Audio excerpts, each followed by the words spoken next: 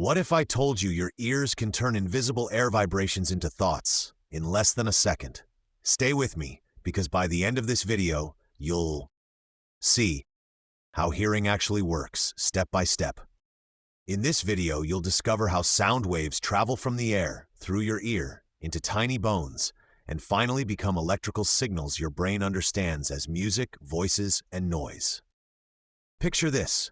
You're in a quiet room, then your favorite song starts. Instantly, you hear the melody. What changed? Just vibrating air. Let's follow one sound wave as it journeys through your ear. First, sound is simply vibration. Something shakes, like a speaker cone or guitar string, and pushes the air around it into waves of compression and expansion that race outward in every direction. These waves reach the outer part of your ear, the pinna, that curvy shell on the side of your head. Its folds and shape help collect and slightly shape the sound before it travels deeper inside. From the pinna, sound waves move into the ear canal, a short tube leading inward. Think of it like a tunnel that guides and slightly boosts certain sounds on their way to the delicate parts inside. At the end of this canal sits the eardrum, a thin, flexible membrane. When sound waves hit it, the eardrum vibrates back and forth, matching the rhythm and strength of those incoming waves. Louder sounds make the eardrum move more, softer sounds less. Higher-pitched sounds make it vibrate faster, lower pitches slower. The eardrum is like a tiny drum skin copying every detail of the sound. But your inner ear can't use pure vibration of a membrane. It needs mechanical movement. That's where three tiny connected bones come in: the malleus, incus, and stapes, often called the ossicles. These three bones form a lever system. When the eardrum moves, it nudges the first bone, which pushes the second, which moves the third, concentrating the vibration and passing it toward the inner ear. This lever effect is powerful.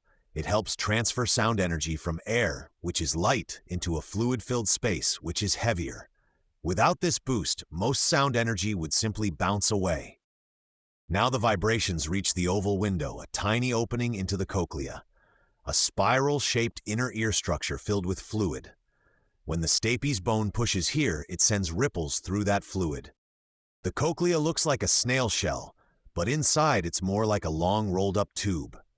Different parts of this tube respond to different pitches, from deep bass near the base to high notes near the tip. As fluid waves move inside the cochlea, they push on a flexible internal structure called the basilar membrane.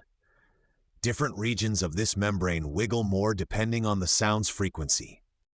On top of this basilar membrane sit rows of hair cells, which are actually tiny sensory cells with hair-like projections. When the membrane moves, these hair bundles bend back and forth. That bending is the key. Each time these microscopic hairs tilt, they open and close tiny channels, turning mechanical movement into electrical signals that can travel along nerves. Different hair cells respond best to different pitches. Some react more to high notes, others to low ones. Together, they form a frequency map, allowing your brain to separate speech, music, and noise. The electrical impulses created by these hair cells travel through the auditory nerve, a bundle of fibers, heading straight toward your brain's hearing centers like a constant stream of coded messages. Your brain then decodes this stream. It figures out volume, pitch, location, and meaning, turning raw signals into the experience of a friend's voice, a car horn, or your favorite song. Here's the wild part. All of this, from wave hitting your ear to brain understanding sound, happens in fractions of a second, so fast you never notice each tiny mechanical and electrical step. But this system is delicate. Extremely loud sounds can bend hair cells too far or too often, damaging them. Once many of these cells are lost, your hearing can't fully recover.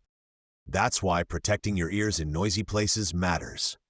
Turning down volume or using ear protection reduces the force of waves hitting your eardrum and hair cells, helping them last a lifetime. Your ears also help detect where a sound comes from. Tiny timing and volume differences between your left and right ear give your brain clues to locate the source in space.